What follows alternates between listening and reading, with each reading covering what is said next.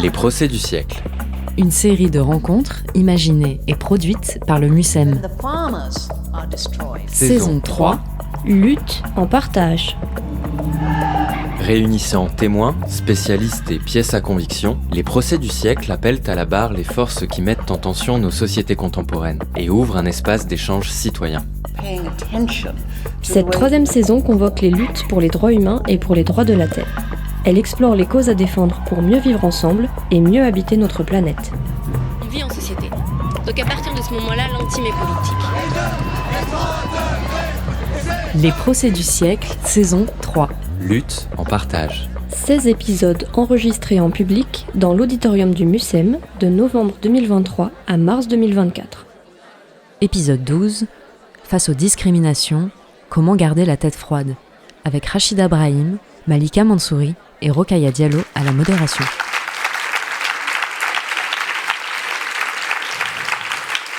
Bonsoir. J'ai le plaisir d'animer ce nouveau procès du siècle qui est consacré aux effets des discriminations sur la psyché, sur la santé mentale. Et pour échanger à ce sujet, j'ai le plaisir de recevoir Rachida Brahim, qui est historienne. Bonsoir.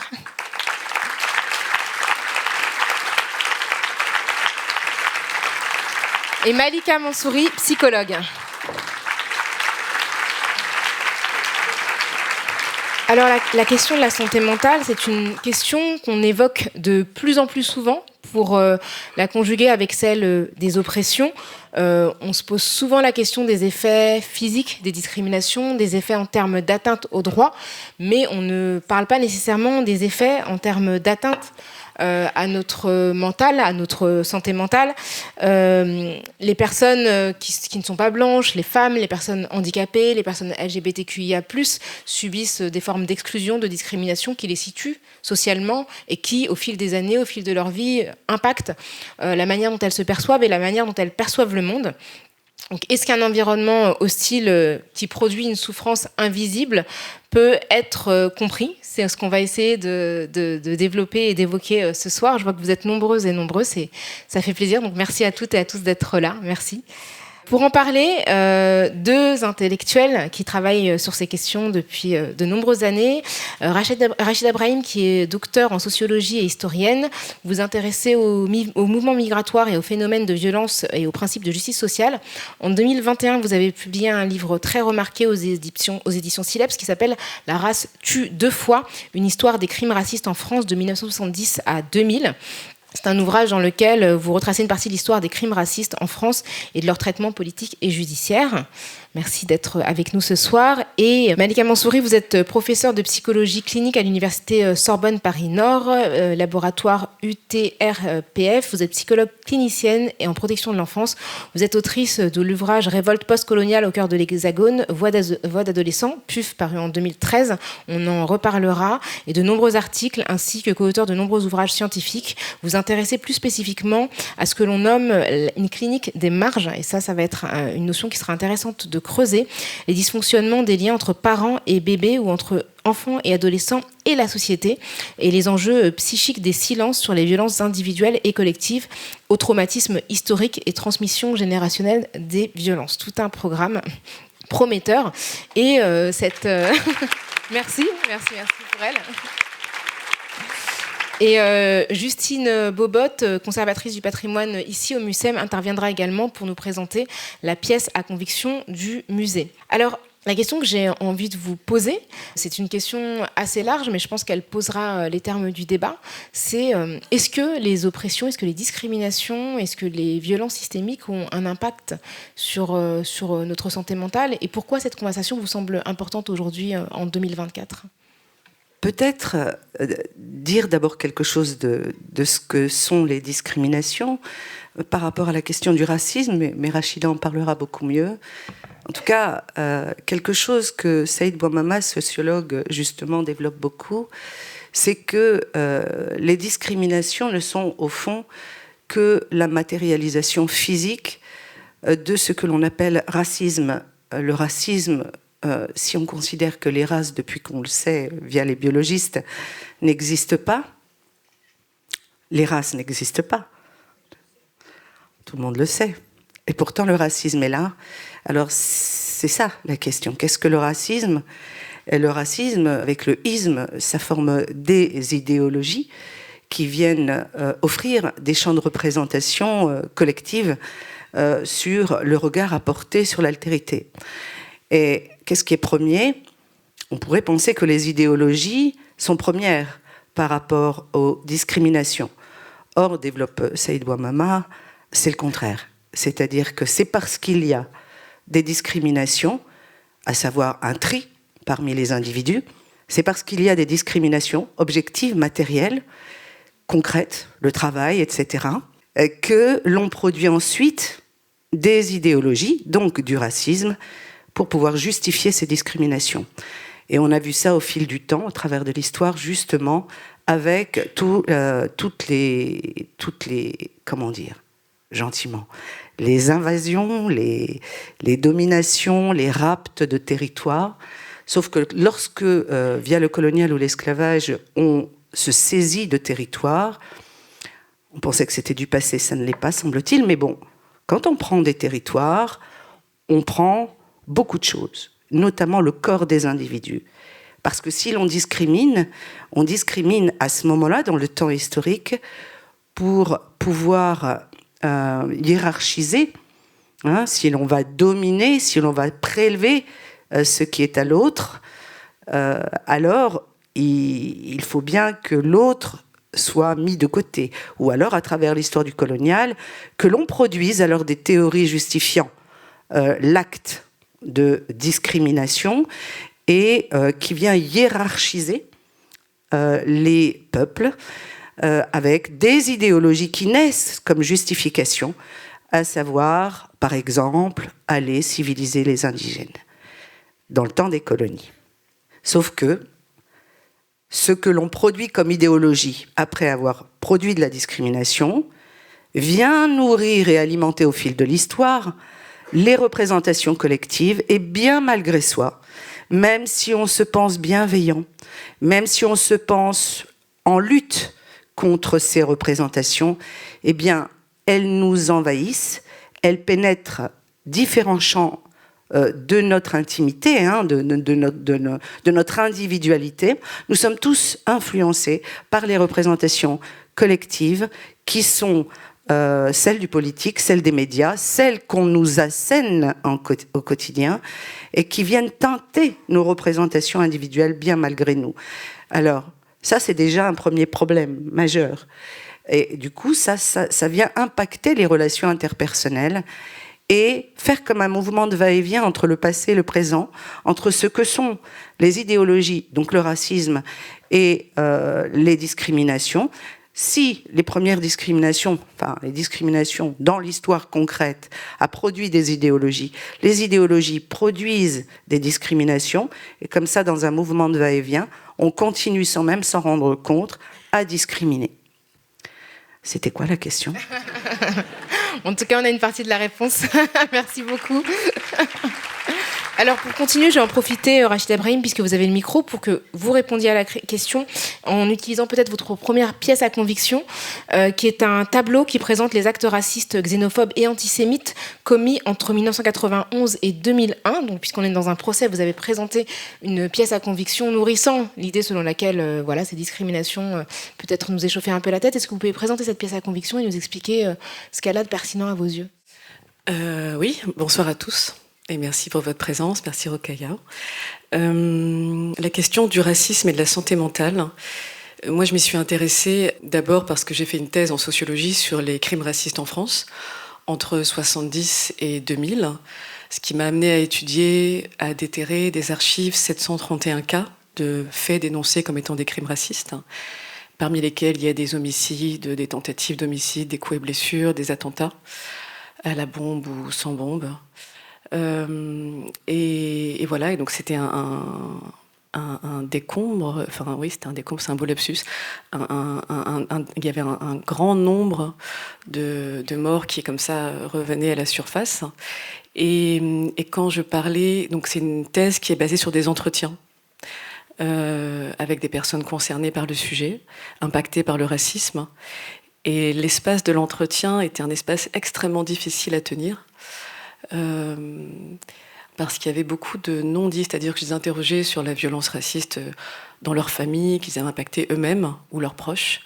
Mais en fait, on parlait sans cesse du trauma, du traumatisme causé par la violence, en essayant d'objectiver la chose, etc., en bonne sociologue, etc. Enfin, j'essayais. Et c'était un échec total, en fait. Parce que c'était impossible, en fait, de prendre cette donnée comme extrêmement froide et juste d'en parler tranquillement, alors qu'on parlait vraiment profondément de traumatisme, et surtout d'un traumatisme qui n'avait jamais été nommé. Tout d'un coup, il se révélait dans l'espace de l'entretien sociologique. On découvrait toutes les deux, il y avait un effet miroir très important, puisque je suis moi-même algérienne. On découvrait toutes les deux ou tous les deux qu'on parlait du trauma colonial et racial, et on nommait quelque chose qui n'avait jamais été nommé presque, dans nos propres histoires, je veux dire. Et il m'arrivait la plupart du temps d'ailleurs de ne pas le dire, de le constater, de me demander s'il ne s'agissait pas de ça, si on n'est pas en train de parler d'un grand traumatisme transgénérationnel qui n'avait jamais été nommé comme tel, et de ne pas le dire, de le garder pour moi. Et puis ça m'a vraiment emmenée à la fin de la thèse à vouloir acquérir d'autres outils, non pas pour étudier la société comme le fait une sociologue, mais plus à l'échelle individuelle, donc des outils de la psychanalyse notamment pour essayer de percevoir à une autre échelle ce qui se passait au point de vue intime. Et pour pouvoir mener des entretiens où l'espace de l'entretien reste un espace viable et pas un espace où je reproduis la violence, en fait. C'était ça, c'était une question éthique et déontologique de pas moi-même exercer une nouvelle violence dans l'entretien sociologique, en ne nommant pas le trauma à nouveau, quoi. Voilà, et ce tableau, il est intéressant parce que c'est un tableau qui a été produit par la CNCDH, la Commission nationale consultative des droits de l'homme. Des droits de l'homme. C'est ça qu'on dit droits de l'homme en France. Encore en France, oui. Et donc, qui fait un rapport depuis les années 90 tous les ans sur l'état du racisme en France. Et ce tableau a été repris dans un débat sur une loi en 2003, qui devait légiférer pour reconnaître enfin le mobile raciste en France. Je dis enfin parce qu'on est donc en 2003. Et les crimes racistes ça n'a pas commencé en 2003, évidemment. Et donc il y a eu comme ça des années de lutte, donc environ, mettons, 40 ans si on part de l'époque des indépendances, de lutte pour faire reconnaître les crimes racistes en justice et qu'ils soient pénalisés à la hauteur d'un homicide et pas d'un délit, c'est-à-dire avec des peines qui vont jusqu'à 5 ans, et souvent avec sursis, ou alors c'est des acquittements et des non-lieux dans l'écrasante majorité des cas. Et donc cette loi, elle arrive à ce moment-là pour vraiment en finir avec l'impunité, disons. Et c'est même un terme qui est employé par les députés. Mais c'est une loi, le député qui s'en sert et qui parle sur ce tableau, donc il dit, ok, voilà, je vous le fais schématiquement, c'est plus précis dans le livre, je m'excuse. Mais vraiment, l'idée principale, c'est de dire que les actions violentes, racistes et xénophobes, très, très grossièrement, c'est contre les populations, disons, afrodescendantes. Ça veut dire ça, derrière ce terme-là. Et les actions violentes antisémites, donc c'est contre les populations de confession juive. Et donc vous voyez qu'il y a un total plus nombreux pour les actes contre les afrodescendants a priori, et moins contre les actes. Il y a moins d'actions violentes antisémites. Déjà pour moi ça n'a pas de sens de différencier les deux, donc déjà je sens que je bug. Quoi qu'il en soit, assez différencié. Et l'argument du député, ça avait été de dire ok, donc effectivement il y a plus de violences racistes et xénophobes, mais il y a une recrudescence des actes antisémites. Et c'est vraiment là-dessus qu'on doit intervenir. C'est pour ça qu'on doit faire une loi maintenant, qu'il est temps de faire une nouvelle loi pour punir le racisme, parce que cette recrudescence, elle est grave, d'autant plus qu'en fait, elle est le fait des jeunes maghrébins. Vous avez compris que je veux en venir. C'est-à-dire que la loi antiraciste, elle-même, produit du racisme, est elle-même raciste, puisqu'elle va stigmatiser une population à partir de quelques cas qui sont réels ou pas. Je n'ai pas les données sur ces cas-là, donc, qui ne sont pas nommés, d'ailleurs, qui ne sont pas cités. Mais voilà, d'après la personne qui défend cette loi, il y a vraiment une recrudescence qui est liée aux jeunes maghrébins, et donc il parle d'enfants dans les écoles et les collèges, qui génèrent de l'antisémitisme et qu'il faut absolument légiférer pour arrêter ça. Et cette loi-là, elle s'inscrit dans 3 lois qui la précèdent, qui ont la même fonction, c'est-à-dire des lois antiracistes, qui sont elles-mêmes porteuses de racisme parce qu'en fait, elles vont contribuer à sans cesse occulter le caractère raciste des crimes, à le minimiser, à l'invisibiliser et à faire de ces violences-là quelque chose qui relèverait du droit commun, c'est-à-dire que c'est des rixes entre individus, c'est des règlements de compte entre Nord-Africains, des choses comme ça. Mais c'est pas du racisme. Si c'est du racisme, on va surtout légiférer sur la parole raciste, mais pas sur le crime raciste. Donc jusqu'à aujourd'hui en France, il n'existe pas de loi contre les crimes racistes. Et ça peut rendre fou, pour revenir à la santé mentale. Quand on survit. Alors, du coup, je vais passer à votre pièce à conviction, Malika Mansouri, la première aussi, qui est un livre. Pourquoi le choix du meilleur des mondes ? Bon, alors là, c'est un petit peu intime. Moi aussi, je vais raconter une petite histoire. C'est le livre qui a été un peu le livre révélation pour moi. C'est-à-dire que Malika Mansouri, je suis la fille de mes parents et mon nom raconte toute une histoire. Évidemment, je parlais des représentations collectives tout à l'heure, c'est-à-dire dès qu'on dit ce nom, ces noms, évidemment, chacun déclenche en lui une série d'images qui peut, alors voilà, Maghreb, musulmane, peut-être, voilà, peut-être des postulats comme ça. On se représente l'autre, et c'est absolument universel quand on rencontre quelqu'un. Et à l'époque, j'étais très jeune, c'était au collège, et je me représentais moi aussi, parce que le regard de l'autre est important pour se reconnaître à soi-même. Et c'est là où la blessure, on dit santé mentale au sens large, mais les blessures sont parfois infimes, invisibles, imperceptibles. Et dans mon collège de banlieue, si vous voulez, moi et mes camarades n'avions pas beaucoup idée d'une perspective de possibilité de réussite. Et si je suis professeur des universités aujourd'hui, et psychologue, et invité à vous parler, c'est un peu grâce à Huxley. C'est-à-dire que on a eu la magie, si vous voulez, d'une enseignante irlandaise. Alors les Irlandais ont toute une histoire aussi du colonial. La magie d'une enseignante irlandaise qui, du coup, elle, pour les leçons d'anglais, nous pensait bien d'ici, elle qui ne maîtrisait pas le français. Et alors ça a été incroyable. Tout à coup, c'était elle l'étrangère, ce n'était plus nous qui étions pourtant bien d'ici. Ça a bougé quelque chose, et elle nous a donné des lectures super étranges qui venaient des États-Unis, etc. Et à la lecture de cet ouvrage, ça a tout changé en moi. Ce que je me suis dit, j'étais très jeune, ce que je me suis dit à ce moment-là, c'est « je ne suis pas folle ». Ce que je ressens à l'intérieur de moi, c'est une forme de vérité, même si ce n'est pas celle de la majorité. Vous voyez ? À la lecture de ce livre, qui raconte quand même tout un système, un monde parfait, idéal, où les plus beaux, les plus intelligents sont clonés, et où ceux qui ne sont pas à l'image attendue par ce système sont identifiés comme des sauvages ou des barbares et mis dans des parcs, dans des camps, eh bien moi je me suis identifiée aux personnages barbares de ces camps. Et ces personnages incroyables résistaient à la pression dominante, justement, d'avoir à se soumettre à un régime de pensée et de faire et d'être. Et là, tout à coup, ça réveille et ça révèle et ça autorise. Il est de nombreux échecs qui ne croisent pas ce type de lecture ou d'enseignante. Pas parce que les autres sont plus idiots, pas parce que les gamins des quartiers populaires sont moins intelligents, bien au contraire. En tout cas, cet ouvrage, quand il a fallu amener une pièce à conviction ici, m'est venu parce que Mayotte, parce que tous les morts en Méditerranée. Mayotte, on précise qu'il y a une remise en question du droit du sol qui est demandée par Gérald Darmanin. Voilà.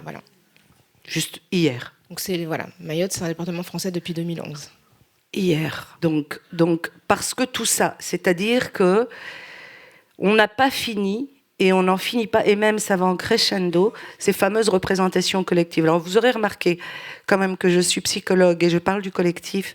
J'étais très touchée par Rachida, qu'on s'est connus aujourd'hui, qui parle de l'intime et de l'individuel, alors que moi, les psys m'en veulent beaucoup parce qu'ils me disent « mais Nous, on est là pour l'individuel, on n'est pas là pour le collectif. Oui, sauf que les souffrances humaines sont aussi assénées par le collectif, et majoritairement par le collectif, et que les individualités payent le prix de ça. Et qu'aujourd'hui encore, nous sommes en train de fabriquer un meilleur des mondes, voilà, comme le raconte Huxley, et ça passe inaperçu vraiment.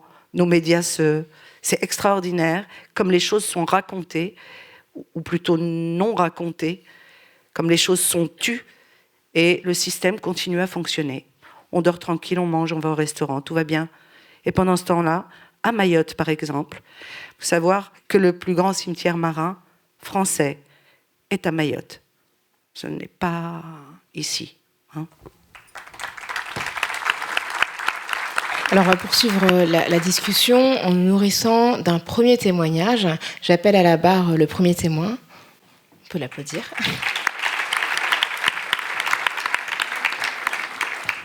Bonsoir, je suis Anne et j'ai participé à la commission d'enquête samedi dernier.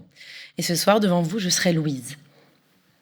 Dans la famille, on est 3 filles. Hélène, Camille et moi, Louise. C'est mon père qui a choisi nos prénoms.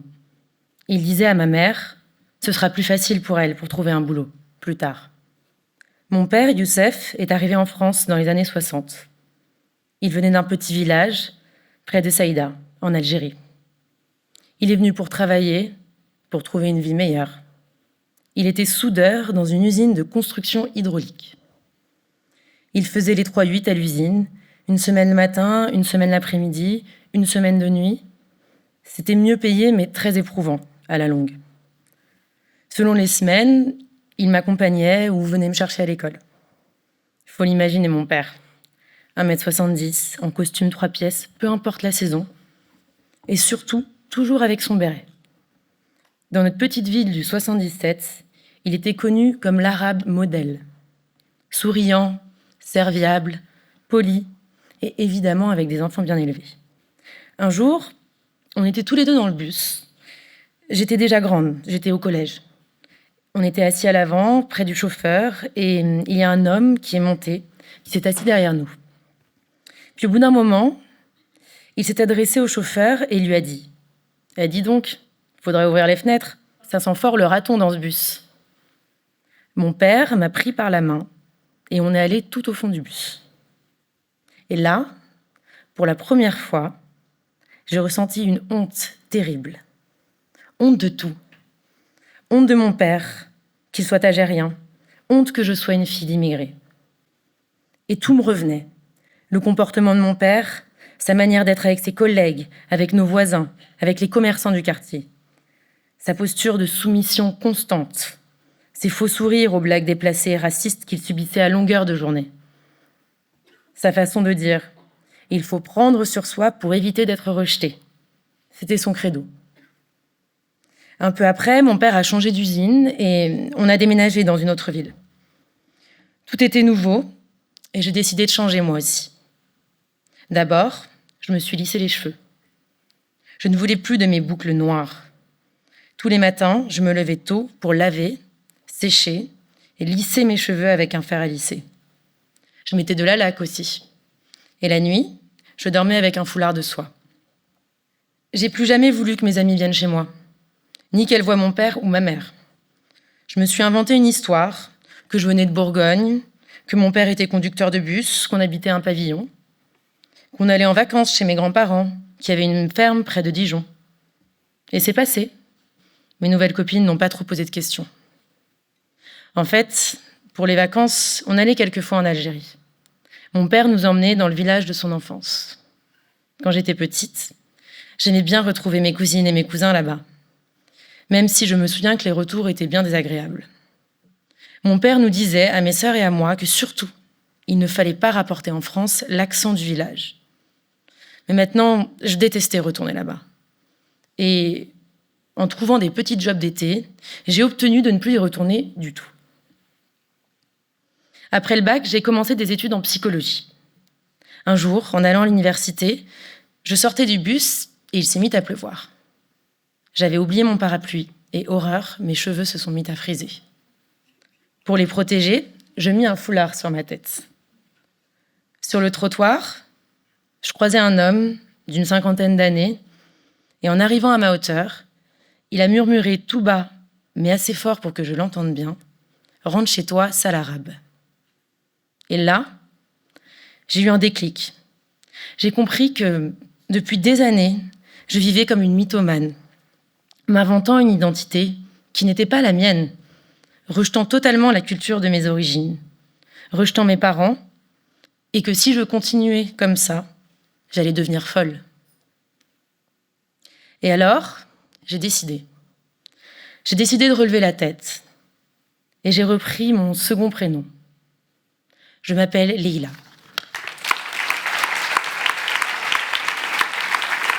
Merci beaucoup pour ce beau témoignage traversé par des thématiques sur lesquelles j'aimerais beaucoup vous entendre. La question de la dissimulation, quand on a une identité qui apparaît dans la sphère publique comme étant potentiellement stigmatisable. La question aussi de la honte, de la haine de soi. Comment vous pensez que justement les oppressions activent ce sentiment et poussent des gens à développer des stratégies justement pour essayer d'éviter d'être face à des comportements agressifs ou injurieux? Bon, la clinique de la honte est au cœur de toutes ces problématiques. Alors on dit santé mentale au sens large, dans le psychologique, dans les questions psychiques, dans la question de la construction de soi. La honte, elle fait partie de tout ça, effectivement. Et la lutte, parce que c'est la honte plus la honte d'avoir honte. Donc c'est la honte double. Hein. Et alors, on a des discours dans le collectif, justement, je vais vite, mais qui sont par exemple des choses simples, que tout le monde trouve normales. Hein. Il faut penser l'intégration, intégrer l'autre. L'intégration, c'est un mot, c'est presque une insulte pour les gens directement concernés. Des gamins qui naissent ici, mais qui doivent s'intégrer. S'intégrer à quoi? Alors eux, quand on les interviewe, ils vous disent, ou quand on les écoute tout simplement, ils vous disent, mais c'est eux qui ne veulent pas nous intégrer. Donc la tentative de s'intégrer, ça c'était plus vrai à la deuxième génération par rapport à cette histoire de Leïla et de l'Algérie. Il y a une vraie jeunesse de l'espoir, comme je les appelle, qui tentait désespérément de s'intégrer à l'appel à l'intégration, et qui se perdaient notamment dans des toxicomanies dans les quartiers populaires, des corps décédés véritablement dans une espèce d'autodestruction, parce que haine de soi, honte de soi, en tout cas très clairement, destruction de soi, parce que soi ne peut pas s'intégrer comme ça, parce qu'en plus, comment vous dire, les parents, on ne les appelle pas à s'intégrer, vous voyez ? On appelle les enfants de ces gens venus d'ailleurs à s'intégrer. Du coup, d'emblée, on enjoint les enfants à se distinguer de leurs parents. Et c'est le cas de Leïla ici. C'est très intéressant. Ou de Louise, parce qu'elle est Louise aussi. Ça, c'est vrai que ça crée du clivage. C'est extrêmement compliqué. Et traiter avec la clinique de la honte, c'est très compliqué. On a là affaire à plusieurs générations de mépris. Alors, pour ce qui est de la construction de l'individu, justement, pour les petits garçons, par exemple, eh bien, les petits garçons, à l'âge de l'Oedipe, diraient les psys, eh bien, ils font un travail comme ça d'identification au père pour se construire une identité masculine. C'est universel, nous dit Freud. Voilà, c'est comme ça. Sauf que quand le père est méprisé dans la société et que l'on a honte de lui, comme dans cette histoire, enfin, on a honte de lui et on ne se le dit même pas. Donc, on entre en plus dans un mécanisme de défense qui est quasi psychotisant, c'est-à-dire c'est le déni, quoi. Donc on ne peut pas admettre qu'on a honte de son père, mais en même temps on a honte de ça et on lutte contre ça. Et donc, mais oui, alors je vais pas dire ça rend fou au sens large, c'est-à-dire qu'à un moment donné, ça fait péter les plombs, et souvent à l'adolescence. Donc effectivement, quelque chose qui est peu connu de la majorité, c'est que dans les quartiers populaires, on a beaucoup de cas de décompensation psychique, effectivement, sur différentes modalités. Donc on a des enfants qui ne vont pas bien. À la limite, ceux qui vont le mieux, presque, c'est ceux qui décident de rompre radicalement avec toute tentative de s'intégrer. En même temps, ils sont d'ici, eux, ils le savent à l'intérieur, ils le savent. Et du coup, ils luttent pour beaucoup contre leur francité interne, puisque l'extérieur les renvoie à l'image du père, puisque physiquement ils ressemblent à l'autre. Alors même qu'à l'intérieur, il est bien d'ici, c'est un paradoxe total. Ça, on le retrouve aussi beaucoup chez les radicaux. C'est-à-dire que je suis trop français en moi, et les autres me le renvoient, que je ne le suis pas, mais qu'est-ce que je suis ? Donc, je vais tenter d'être plus que ce qu'ils imaginent que je suis, et passer au-dessus même de la filiation méprisable dans la société, les parents méprisés, que je vais, moi, régénérer en allant chercher dans les origines quelque chose qui va purifier ce qui aura été souillé par l'histoire. Bon, c'est rapide, mais en tout cas, voilà l'image de comment on produit des blessures. Voilà, c'est pas santé mentale, ça fait psychiatrie d'emblée. On n'est pas nécessairement pour tout le monde dans la psychiatrie au sens des pathologies lourdes, mais on est dans des blessures narcissiques majeures, et je crois que tout un chacun qui est issu de ces histoires en France est affecté par ça. Si la société lui dit « tu n'es pas beau, je ne t'aime pas », caricature le trait, alors évidemment, lui, il est dans cette conflictualité interne, à tenter d'aller trouver du beau ailleurs, et on n'en trouve pas beaucoup en banlieue ou chez les pauvres, ou etc., de l'ailleurs. C'est compliqué. Donc oui, la clinique de la honte, je crois que j'ai beaucoup ça dans ma clinique, justement. Oui.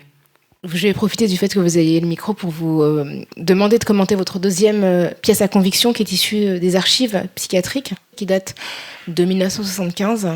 Est-ce que vous pouvez... Oui, tout à fait. C'est une archive à laquelle je tiens beaucoup parce qu'elle a été un élément déclencheur quand même dans cette réflexion autour du racisme et santé mentale. Ce qui m'a amené à aller voir du côté des archives et à vouloir mener une enquête sur racisme et santé mentale, du coup, après cette première recherche sur les crimes racistes, c'est qu'il y a des études épidémiologiques menées en Amérique, mais aussi en Europe, depuis les années 2000, dont tu connais peut-être d'ailleurs, qui montrent qu'il y a une prévalence de la schizophrénie 2 à 3 fois plus élevée chez les migrants et descendants de migrants, jusqu'à 3 générations, par rapport aux natifs du pays. Et il s'avère que cette prévalence... elle est difficilement explicable par les causes, disons, classiques qui sont avancées pour parler de schizophrénie. Elle n'est pas a priori pas causée par des problèmes d'ordre génétique, par un abus de substances psychoactives, par des problèmes dans la famille.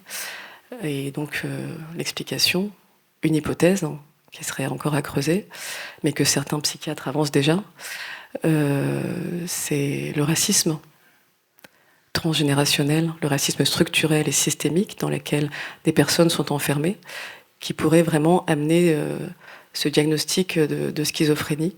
Ou alors ça serait l'intériorisation des préjugés raciaux chez les thérapeutes eux-mêmes, chez les personnels hospitaliers qui vont classer des individus en schizophrénie, là où potentiellement il y aurait un trauma colonial, un trauma post-traumatique, enfin une psychose post-traumatique, pardon, qui pourrait expliquer les symptômes qui émergent, hallucinatoires ou délirants, etc. Et voilà, cette archive-là, elle parle de ça, du racisme, du coup, dans le monde, non pas judiciaire et dans l'arène parlementaire, mais dans l'arène psychiatrique. Et donc ça parle à nouveau d'un empêchement dans 2 endroits différents, mais de comment à 2 endroits différents, dans des institutions étatiques, c'est ça le point commun quand même, on peut être totalement aveugle à la race, à la question raciale, à la question coloniale et à ce qu'elle fait aux personnes, physiquement ou psychiquement. Merci beaucoup. Je vais demander à Justine Bobot, conservatrice du patrimoine, responsable du pôle sport et santé au MUCEM, de nous présenter les pièces à conviction du musée. Merci.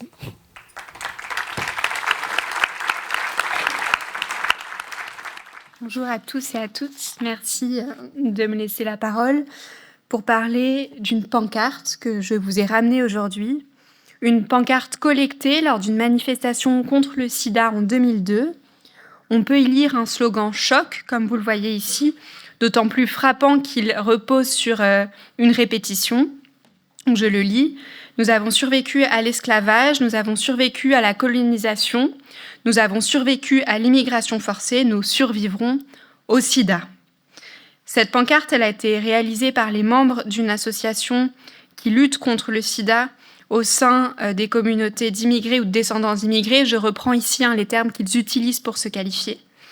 Et cette association, donc, elle est nommée, comme vous pouvez le voir, Solidaires pour survivre au sida, et plus tard, elle deviendra Migrants contre le sida.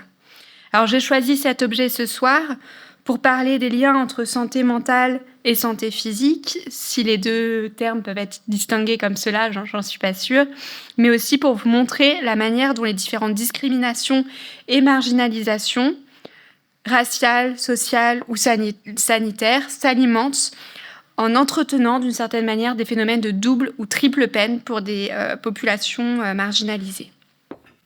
En premier lieu, je voudrais revenir en 2-3 mots sur le contexte de collecte.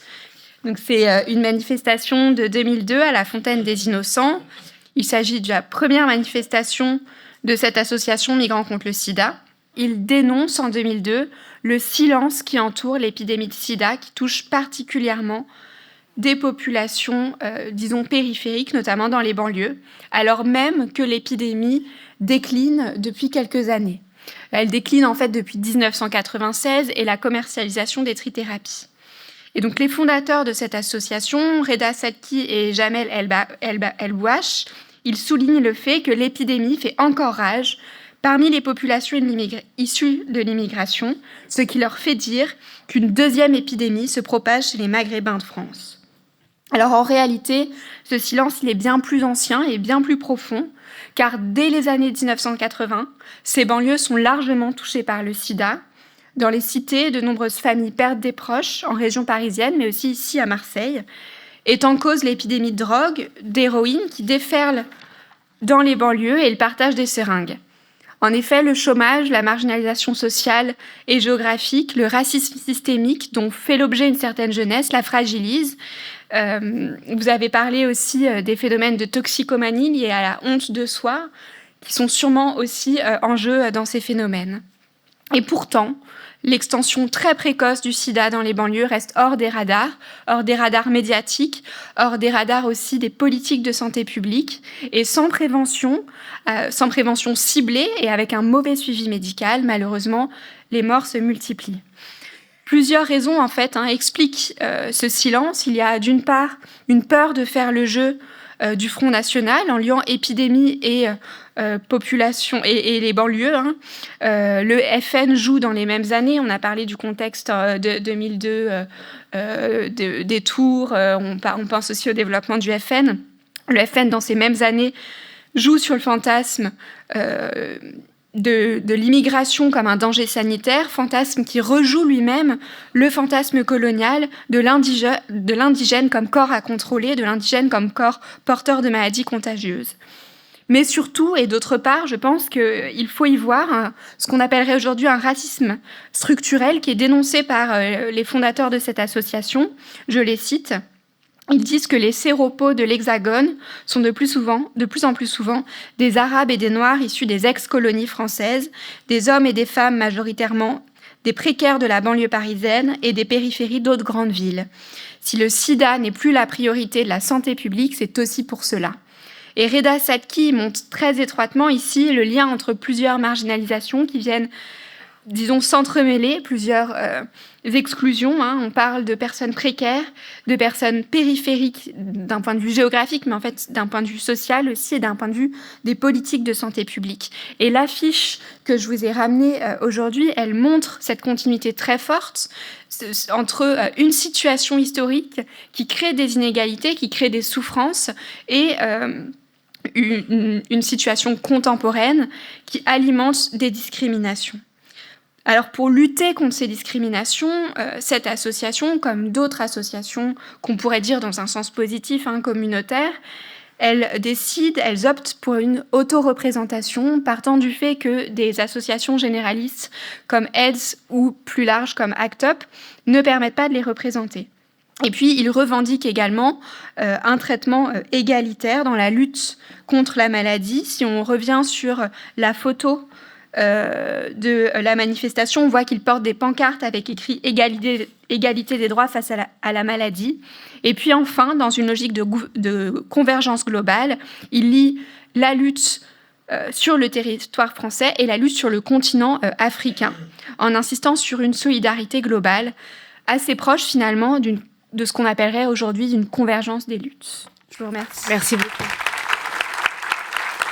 Alors, je vous propose qu'on termine cette conversation avec la pièce à conviction de Rachida Brahim et avec la question du soin et de comment on fait dans tout ça, dans toutes ces souffrances et ces violences. Alors, c'est une forêt, un arbre dans une forêt sur une terre. C'est comme ça qu'est légendée cette photo. Exactement. Je vais essayer d'en dire quelque chose. Je ne suis pas certaine d'y arriver parce que c'est vraiment une réflexion en cours et une construction aussi qui cherche à émerger, mais qui n'est pas évidente. Parce que je pense que ça m'emmène très très loin de la manière dont mon cerveau était construit, disons. Mais peut-être pas tant que ça. Donc, après ce travail de thèse sur ces crimes racistes, il y a eu quelque chose de l'ordre, peut-être vous l'avez senti aussi dans vos disciplines respectives, mais et peut-être vous le sentez aussi, d'un savoir irrémédiable, c'est-à-dire d'un savoir qu'il n'y a pas de remède, où on comprend qu'il y a du racisme, qu'il est structurel, qu'il est systémique. Et pour ne prendre que le cas du racisme, mais bon, c'est valable pour les questions de genre, par exemple, aussi. Et donc, il y a quelque chose d'irrémédiable dans le sens où on touche à la dimension létale des rapports de pouvoir, de domination, des rapports sociaux, à ce qui mène à la mort prématurée de personnes en vertu d'un rapport de domination construit. Et le plus difficile, c'est quand on comprend que le projet, c'est le maintien de ces rapports de pouvoir, de domination, et que le projet dans lequel on vit, c'est le maintien des inégalités et donc de la dimension létale des morts prématurées, du laisser mourir. Ça, j'avoue évidemment qu'au sortir de ce travail qui m'a pris donc 7 ans, mais avec des coupures, mais quand même qui était assez long, il y a eu une immense... c'est pas une fatigue, mais je partage ça, mais je pense que c'est vraiment commun, et ça répond à ta question de qu'est-ce qu'on fait quand on est confronté à ça. Parce qu'il s'avère que, je parle pour moi, mais je pense que je ne me trompe pas en disant qu'on est toutes les trois impactées par ça aussi, étant dans ces milieux académiques, médiatiques, où cette chose-là se reproduit sans cesse. Donc il n'y avait pas une fatigue, c'est pas le terme, une lassitude peut-être. Il y avait quelque chose qui me donnait juste envie de m'asseoir, en fait, et de rester là, de plus participer à rien, en fait, puisque le projet m'intéresse pas, en fait. Il y a rien de... ça m'emballe pas, quoi. Non. Et même de l'étudier, c'est pas... C'est intéressant et c'est riche et ça produit du savoir et on a besoin du savoir. Mais j'ai l'impression que ce savoir-là, il n'allait pas porter de remède, quoi, que ça restait théorique, ça restait un livre, etc. Et que le milieu académique n'était pas l'endroit de la réparation des rapports de domination. Et donc, il y a quelque chose qui m'a vraiment un peu mis au sol quand même, mais volontairement. C'est-à-dire que je me suis vraiment assise, quoi. J'ai vraiment besoin de prendre une grande distance. Et de toute façon, c'était plus possible d'y intervenir parce qu'il y a un tas de désaccords. Et la question qui m'obsédait, je crois, c'est OK, donc comment on fait ? Comment on guérit des rapports sociaux ? Comment on guérit du monde social ? Puisque le projet du monde social, c'est de se reproduire à l'identique et de violenter sans cesse. C'est-à-dire que la guérison n'est pas possible, du coup. Puisque sans cesse, la violence intervient dans différents domaines. De la santé, du logement, de l'éducation, de la justice. On est sans cesse confronté à ça. Et vraiment, on peut brasser large sur la question du genre ou de la race, pour le coup. Et de la classe, évidemment. Et d'autres encore, mais bon, la liste serait trop longue. Donc voilà, comment on guérit du monde social ? Et donc j'étais assise par terre et je tournais en boucle cette question. Et c'est aussi une période où j'ai complètement arrêté à peu près tout ce qui concernait du coup le monde social. C'est-à-dire que vraiment, ça m'intéressait pas du tout. Donc j'ai arrêté de lire. J'étais évidemment une grande lectrice. Je crois que j'ai pas allumé la radio depuis 2017. Pas de journaux, évidemment, pas de réseaux sociaux, enfin voilà, absolument rien qui vient de ce monde social qui me paraît éminemment violent et qui veut le rester. Il y a pas je veux pas en être, quoi. Et il s'avère que moins j'écoutais ça, moins j'écoutais le bruit du monde, en fait, plus il y a un autre son qui a émergé. Dans le silence et l'introspection, il se passe des choses formidables. Il se passe des choses absolument extraordinaires, d'une beauté inouïe, qui serait dure à raconter. Mais ce que je peux en dire, c'est que je me suis intéressée beaucoup au savoir autochtone. L'idée, c'est de considérer que la folie, c'est aussi une construction sociale. C'est-à-dire que c'est un fait de société en vertu d'une société qui dit qui est dans la norme ou qui ne l'est pas. Du coup, je suis revenue très très loin dans le temps et j'ai besoin de revenir à ce moment fondateur de l'époque coloniale et en me disant que pour construire pour qu'il y ait une construction sociale de la folie, il y a dû avoir un moment où il y a eu une déconstruction des savoirs sur la folie. Que le colonial, c'est aussi cet endroit du contrôle des formes de subjectivité et des savoirs qu'on a sur soi-même, de la manière de se penser, et de se penser dans tous les sens du terme, avec un E et avec un A. C'est-à-dire que j'avais vraiment la conviction que ce qui rendait fou, c'était d'enlever le savoir sur sa propre condition. Les personnes avec qui je parlais ne pouvaient pas donner le mécanisme qui fait qu'elles en arrivaient à une mort prématurée. Aucun de leur famille, ou que leur père, leurs enfants, etc., mouraient prématurément. Parce qu'on ne mettant pas le terme de race, par exemple, en France, on ne peut pas avoir le concept qui explique le racisme. Donc on ne peut pas penser sa propre condition. C'est terrible. C'est terrible.